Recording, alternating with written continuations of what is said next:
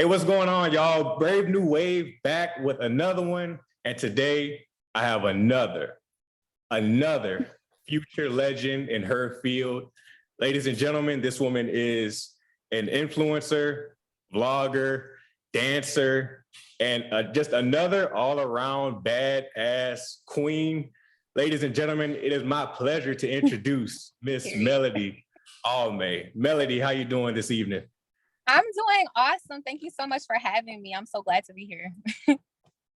I'm glad to have you. So glad. And as always, I like to start these out with just giving you your flowers now and early and acknowledging everything that you've done, everything that you're doing, and everything that you will accomplish in the future. Absolutely. Because again, I only invite people on this platform who I genuinely feel like are the future. And you definitely fit the bill. So again, I just wanted to give you your flowers and let you know face to face, man to woman, thank you so much for everything that you've done, everyone that you've influenced and are influencing, and everything that you're going to accomplish in the future. Thank you.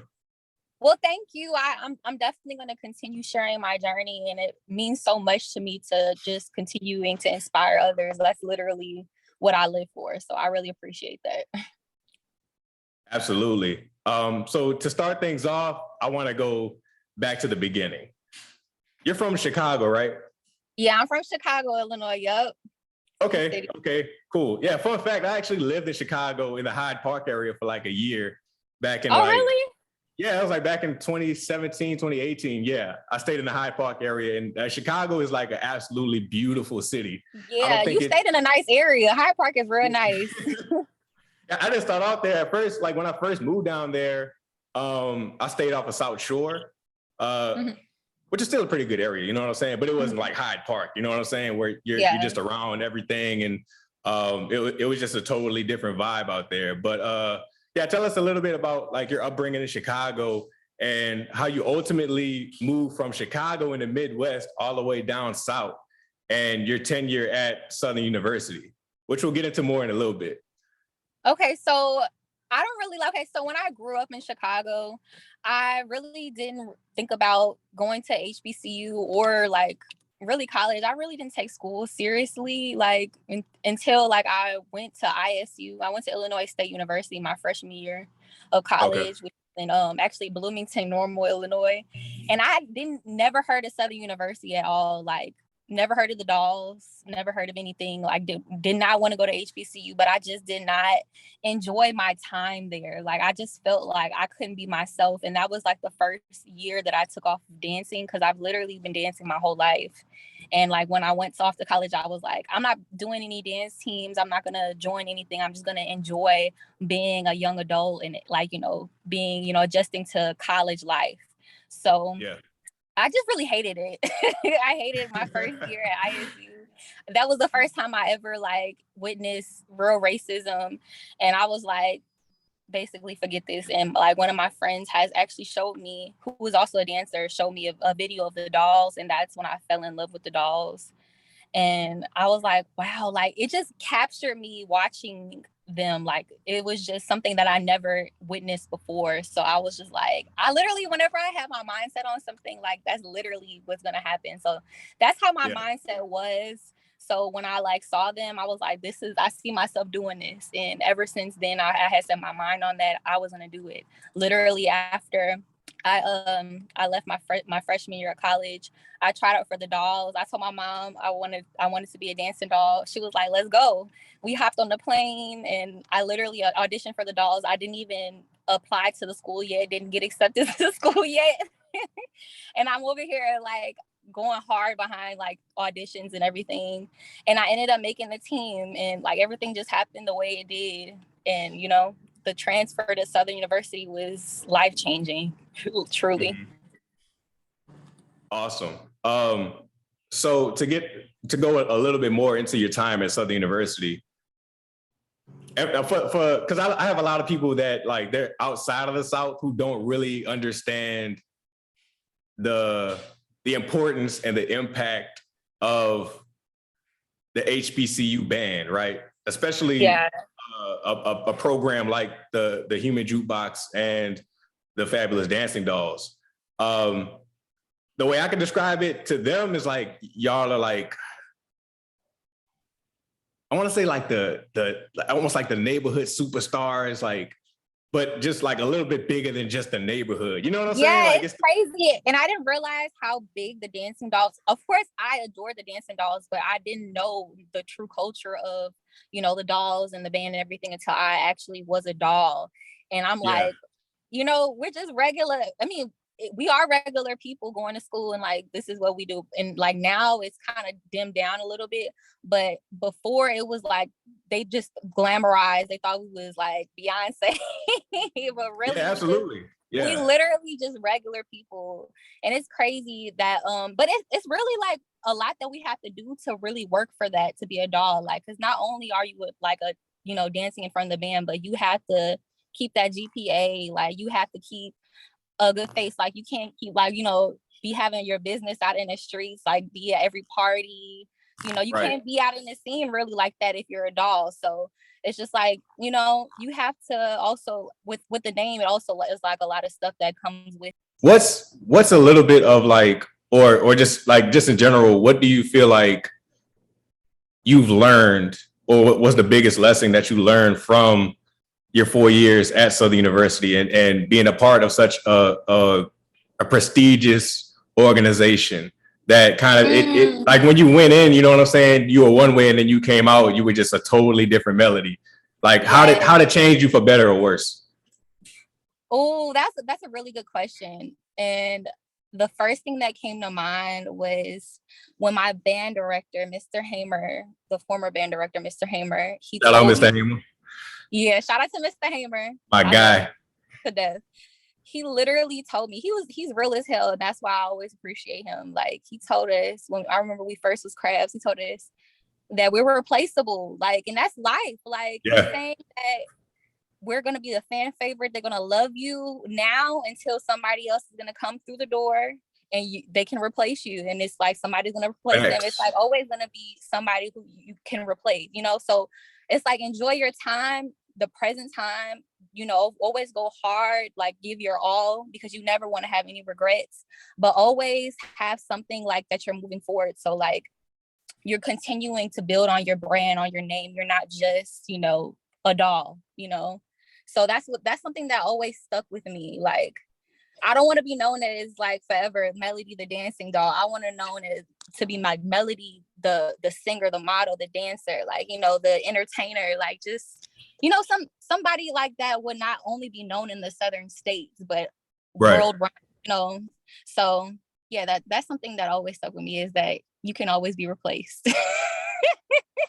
Yeah, that's really dope advice, because that is so true. A lot of people just like all over the country, a lot of people when they get to that collegiate level, you know what I'm saying, whether they play sports, whether they pledge a fraternity or sorority, anything, it's so easy to become wrapped up in that, right? It's so easy to be it's so easy for that to just become your identity, you know what I'm saying? But a lot of people really don't have the forethought to say, okay, what if what if I don't go to the league after college, right? Or what's next after college? Like, how do I continue to grow and continue to develop as a man or a woman? You know what I'm saying? And a lot of people, unfortunately, you know what I'm saying, they get caught up in that trap. You know what I'm saying? They do all of these things, all these great things in college, and it's nothing really to follow up on after school. And, they always just get caught in that mindset of like, well, in college, I was this. Right. Or like, you know what I'm saying? And that kind of becomes like, let it go. Like there's be a dancing doll forever. Like you can't just keep on doing like 8 counts till you 35 years old. Like, you gotta let it go one day and just gotta make a bigger name for yourself. It only gets bigger and bigger. It doesn't just stop right here. Right. Absolutely. And kudos to you for not falling into that trap. You know what I'm saying? Like, I think you, like you say, you understood early that like, okay, this is what I'm doing right now, but it's only in addition to Melody the person, right? Right. Exactly. So that being said, talk about a little bit like your transition from, okay, you graduated Southern University, you've you accomplished everything that you could accomplish with the Fabulous Dancing Dolls, and do you immediately go into vlogging, or was that kind of like a gradual transition? Okay, so how I started my YouTube channel was just totally random. Like I said, when I have my mind set on something, it's like tomorrow I'm gonna do it like full throttle. Like it's just fun. I'm a very spontaneous person. That's kind of how my channel was born. I wanted to film my last semester of college. That was the real thing, because I didn't film any of the other years, and I was like, damn, like I can literally tell a whole movie. I can like literally film a whole movie just by just filming my college life. So that's how it started, and I just filmed like the last things of my last semester, such as my last step show as step master, and like my graduation and my last week, and all the stresses of that, of graduating. So I filmed that, and that's when I started getting more subscribers, and I really got most of my subscribers from my band fan base. So Right. that's how they started really like following me, whatever. So I just built content from there, and from then I really grew my channel. It was my transition from Baton Rouge to Louisiana, because I filmed the whole entire journey raw. Like a lot of YouTubers, they show like the glitz and glamour of everything, and like how they got, to be a millionaire on YouTube, but they don't really show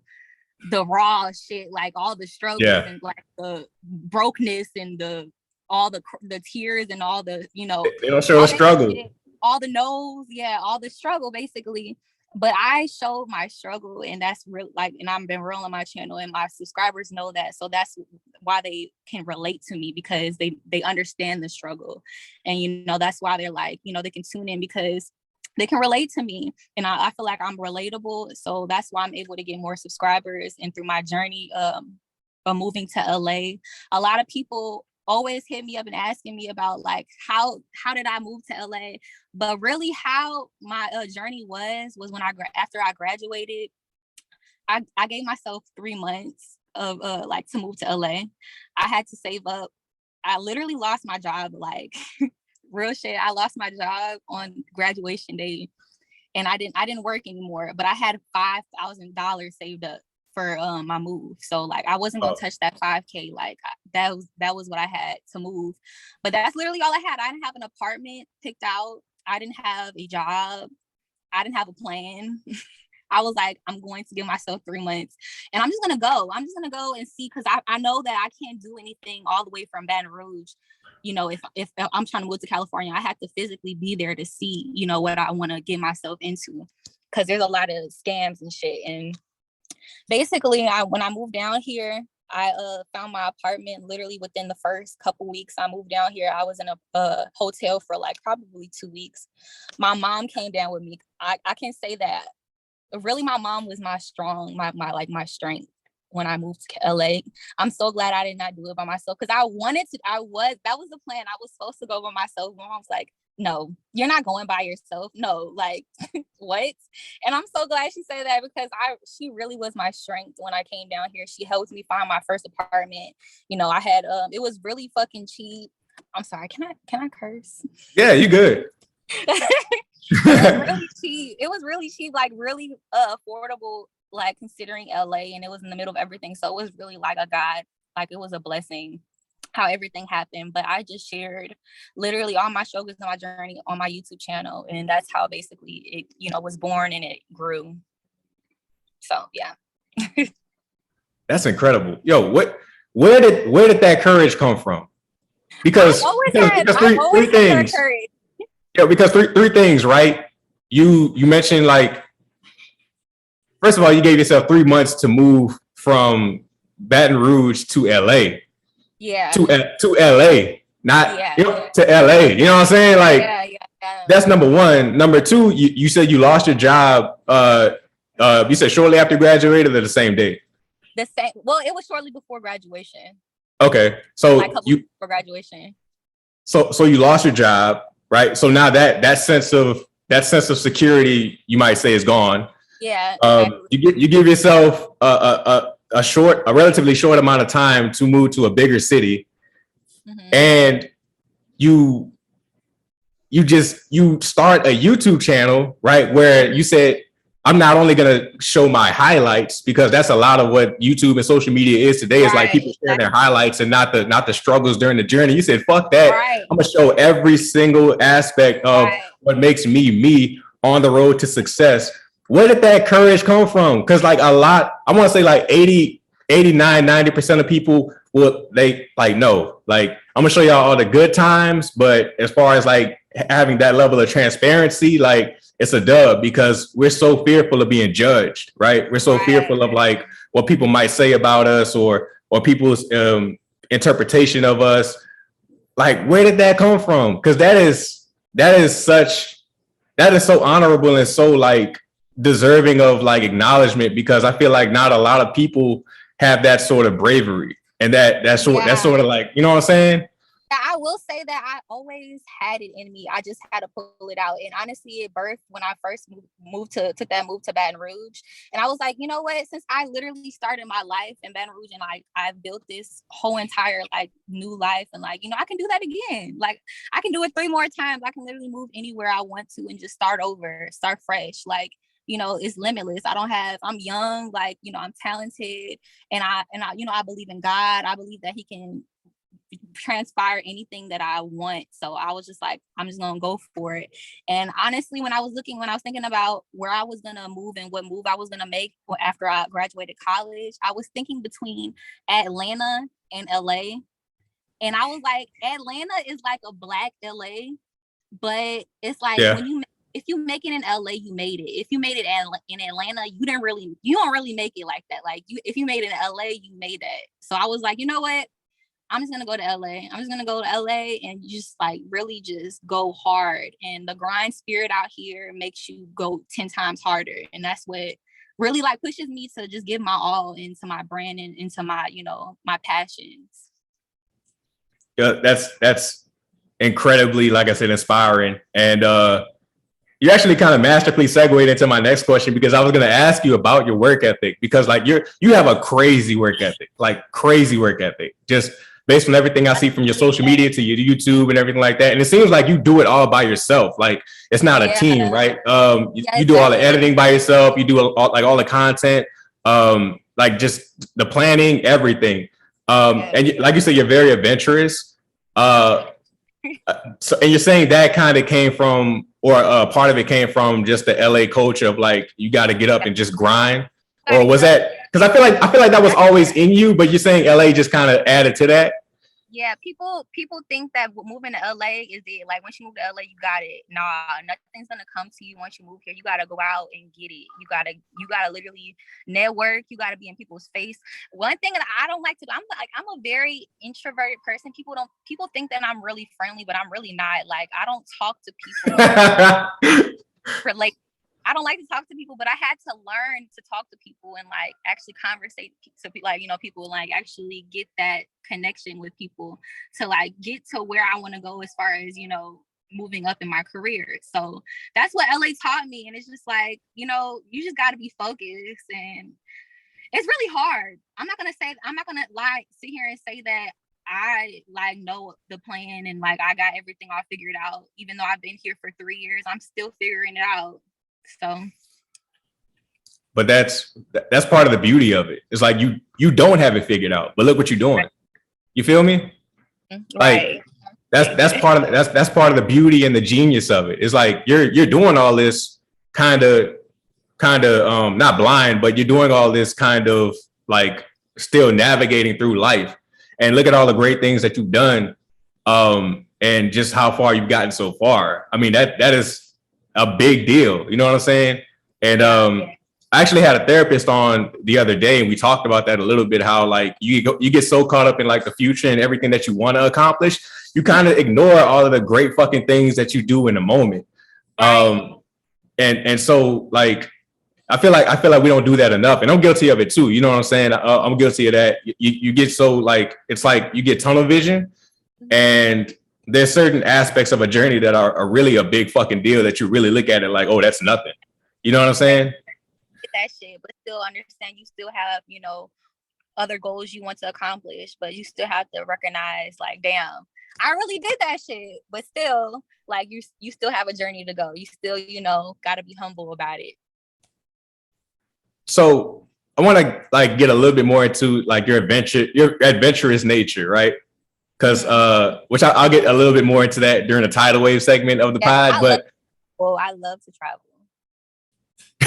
yeah, like I saw like you don't just like fly anywhere either. Like normally, like some of these destinations you go to, you fly. No, you'll pack up the car and just like go.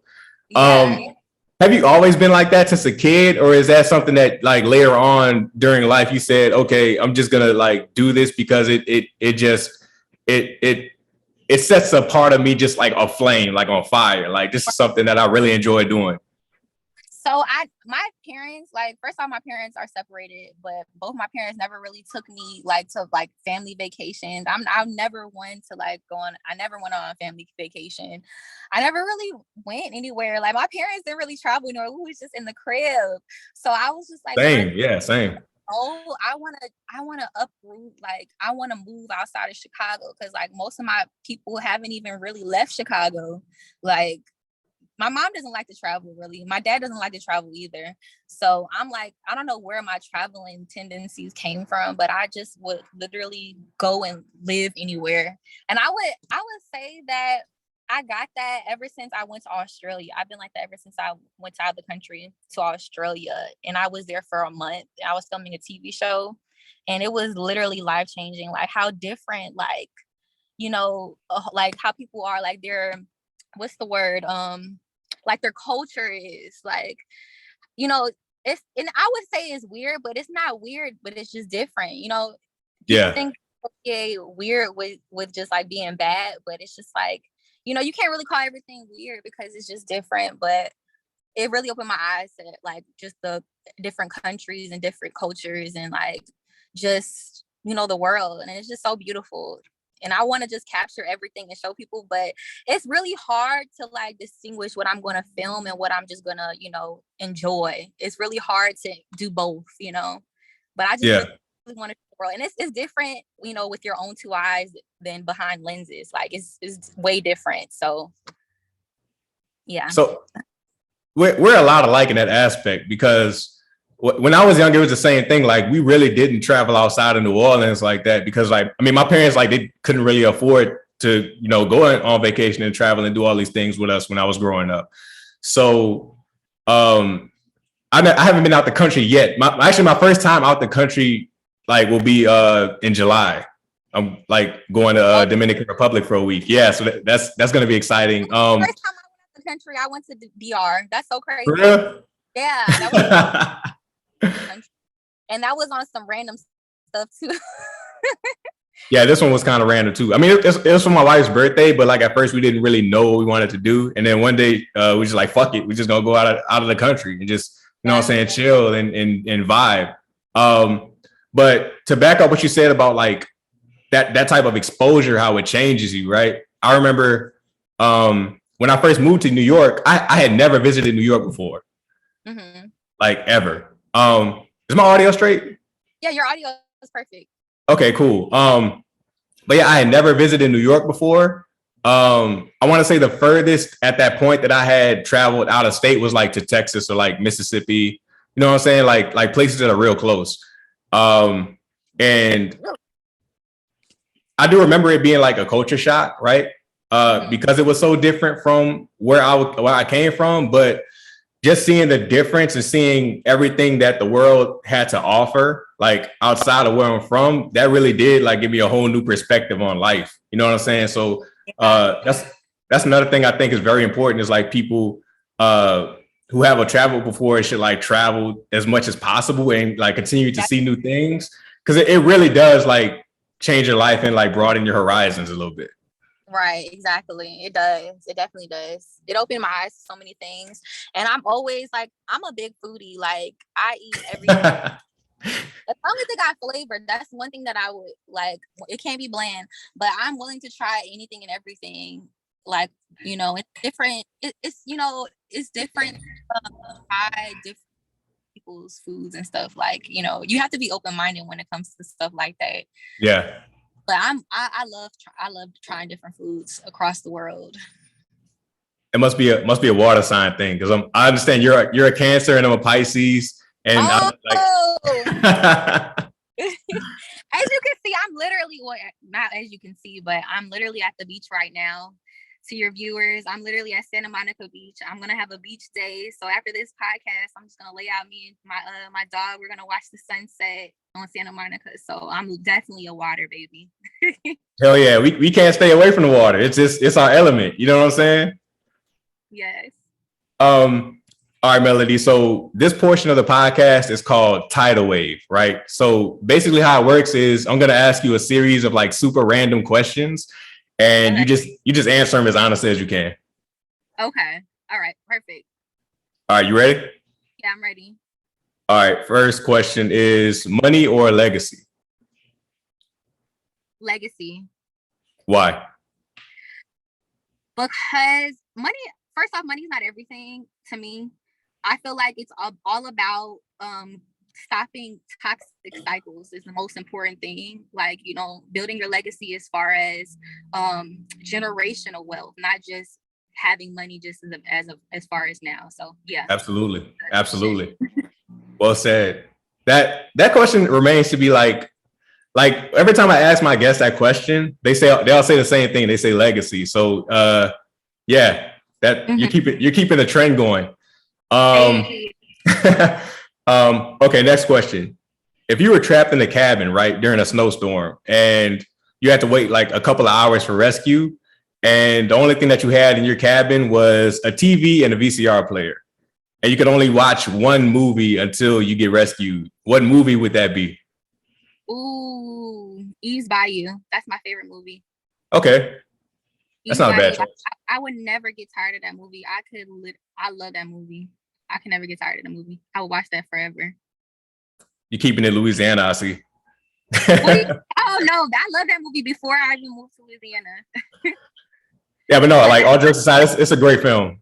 Yeah, that's one of my favorite scenarios though. I love to be in a situation, not love, but you know, I like those movies where you're like in a bad situation, you got to find your way out. So I always think about those type of scenarios. So that's why I'm able to answer that in 2 seconds. Okay, I'm not mad at it. This one you could kind of take your time on it because it's kind of it's a big question. Okay. What are your top 5? And this is your opinion.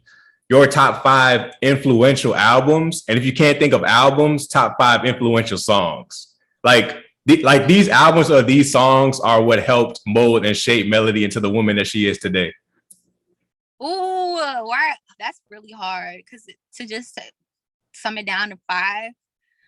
Oh, okay. Number 1, I always say this is my theme song. It's So Fine by Mint Condition. Have you heard that song? I have a song. No, I have it. I hear it in my head, but I'm trying to remember if that was Mint Condition or not. It's Mint Condition, and okay. It's like I really like that song because that just shows, it just brings out the woman in me, like just the way the musicality is. It's like, you know, as far as like modern music, you could tell like they play like it's like a fake instrument, but like with Mint Condition, you could tell they really played their like real instruments in an actual studio. So I really just appreciate that quality song, you know. And then also it's talking about like a woman of quality, you know. It's just talking about just the beautiful essentials of being a woman. So that's just song that's definitely number 1. And number 2, I would say, oh yeah, I definitely have to think about this. Something that you said, something that describes that helps me like influence me basically. Yeah, like a very important album or song to you. Aaliyah's whole album was very influential when I was growing up. I really loved all of her music. I really love Aaliyah, just her style and how she really inspired just today's artists and just today's style and absolutely her swag and everything. Definitely Aaliyah. I had to put her on my top 5. And then I would say I gotta put Lauryn in my top 5. Lauryn Hill. Just Lauryn Hill is just she her pen game is just crazy, and it's just I can relate to so many of her songs. So she definitely is my top 5. She's number 3. Then number 4, I would say I gotta include. I can't just say all women. I would say, I don't even know why I can't think of a man artist. Who influenced? Oh, well, Jodeci. Jodeci is my favorite. Yeah, I fuck with Jodeci heavy. Yeah, I love Jodeci. I gotta stage my Jodeci because they're another group that just, you could tell they're very, that they like record all their songs in the studio, like live, like instruments and all that. And I love the way they stack their vocals, and like their runs are unique to their group. And the last one, I would say a more modern artist. I'm gonna pick a more modern artist, and I'm getting into Doja Cat. I'm getting into okay, yeah, that's dope. You hear about her quitting music, but yeah, I just love her. She's a really good performer. She really she knows how to take that stage, and people really sleep on her voice, but she can really sing too. So I really appreciate Doja Cat too as like a modern artist, and she definitely influences me as far as a performer. So yeah, that's my top 5. All right, that's a solid top 5. What's your guilty pleasure snack? Everything. All right. Everything that comes to mind. It's literally everything. I eat everything. All right. What's your most interesting road trip story? Like something that you haven't like necessarily shared on YouTube before, but it's something that like really was like kind of crucial. Road trip story that was kind of crucial. So, okay, well, this is like not, yeah, well, I guess you could kind of consider it as a road trip. This was like my, I didn't share this on my YouTube channel, but it was with my, in Louisiana when I was going from Baton Rouge to New Orleans. So I guess it's kind of like a semi road trip. Yeah, I mean, it's something. Yeah. Right. And I was with my boyfriend at the time, and it was supposed to be like our last like soiree, whatever you say, it's soiree. Yeah. Before LA. And we ran out of gas on the highway. Oh man. And we missed everything. So it was kind of messed up, like, and it kind of left our relationship messed up too. But yeah, I just didn't include that on the vlog, but that was a funny story to tell. Wait, so how'd you all end up getting gas? So he ended up having to walk with the gas can to the closest gas station. Bruh. Walking along. It was pretty bad, but whatever.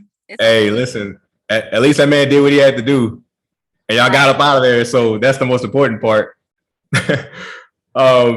Okay, last question. What was the biggest adjustment that you had to make coming from the Midwest and moving down south, just like culturally? The biggest adjustment, the first thing that honestly comes to mind is just when I had to develop a style as far as a doll. Like, I didn't know anything about being a majorette dancer, and like there's a different way that down, Southern girls move and up North girls, because I didn't know how to do the little hip action. Like, I didn't know how to really roll like that. I didn't really know how to move my body until I really like developed that like style. And I feel like only like a Southern girl knows how to move like that. And I feel like that's definitely changed me as far as the way I dance, So yeah. Interesting. I mean, yeah, we do things a little bit differently down here in the South. Definitely different. And but you were like, you were good as far as like the people and everything, right? Like you pretty much acclimated pretty quickly to like how people interact and like the lingo and stuff. Yeah, people really warmed up to me. I didn't really warm up to people. I'm not really, like I said, I was never really a people person. Like I didn't really talk to people, but I was never like a mean girl. So like whenever people approached me and talked to me, like that's how I was able to make friends and stuff. But I was never the one to approach people and like talk to them. I've been really in my box. And literally when I first moved to Louisiana, the only friends that I had was the dolls. And then when I literally crabbed the first semester and then I pledged the next semester. So Nice. literally all I knew was the dolls my first semester, and the second semester was all just my line sisters. So that's literally how I developed more friends, just off of that. But I never really was by myself because the dolls really were my family. Yeah, and I mean, there's nothing wrong with that, by the way. Like, I mean, that's honestly how you avoid drama in most cases. Right, You know what I'm exactly. saying? Yeah, I didn't try Um, to put face, and I didn't really party like that in college. yeah, I was the same way. I was more focused on like developing as an entertainer Yeah, than like partying and like doing all that stuff. I mean, I party a little bit more now, yeah, because I'm a little bit more comfortable with where I am. But yeah, back then I wasn't having it. yeah. Well, Melody, you made it through the tidal wave. Congratulations. To close this interview out, what is onward look like for Melody Alme, right? Like, where do you see yourself in the next 5 to 10 years? Oh my gosh, I love to speak on the future because I love to manifest things. I feel like life is all about manifestation. Literally, why I'm here is I manifest this and because of God. But I definitely, my main thing this year, 2022, I'm going to be releasing my music this year, my visual. Nice. I know I've been saying this forever, but this year I'm really focused on doing that. And that's my number one priority. Two is I'm really trying to get like become a better dancer and just like, network as far as in the industry and really try to dance with, behind an artist or just dance as an artist myself. I don't know, either or is fine with me. But that's literally the main thing. And everything else, whatever comes is great. But I just like to just show people instead of talking. So I just let my actions speak for itself. That's dope. Manifestation is super important. And I knew you had a voice because I feel like I've heard you sing before. So it's super exciting to finally learn that, like, yeah, you are dropping music like after Yeah. all this time. So I'm super So excited about that. and Looking forward to that. I hope you guys love it, like you and your viewers. I hope you guys really love it, enjoy it, because like one thing like I'm like really sensitive about is my voice and like my music, because like I came back and forth the longest like with singing in front of people and like performing. That's the hardest thing for me. Like dancing is so easy and modeling and all that stuff comes easy, but singing is just like something that's just my first love, and I'm like really sensitive when it comes to my shit. So I hope y'all Absolutely. Well, Melody, thank you so much for sitting down and talking to me this evening. I feel like definitely. Thank you for having me. anytime. I feel like we had a excellent conversation. I feel like I've gotten to know you a lot better, and just like I've always like appreciated you and your work ethic and everything you've done, right? But I feel like now getting to know you a little bit more, I have even more of an appreciation for you. And again, I'm just super excited for everything that's to come in the future. Appreciate that. Thank you so much for having me. And thank you guys so much for watching me. And follow me on Instagram at 2_ Melody Alme, and go subscribe to my channel at Melody Alme TV. Thank you guys so much for having me. Absolutely. Thank you. All right, y'all. That's it for this episode. Be sure to like, share, and subscribe, and we'll see you for the next one. Thank you. Thank you.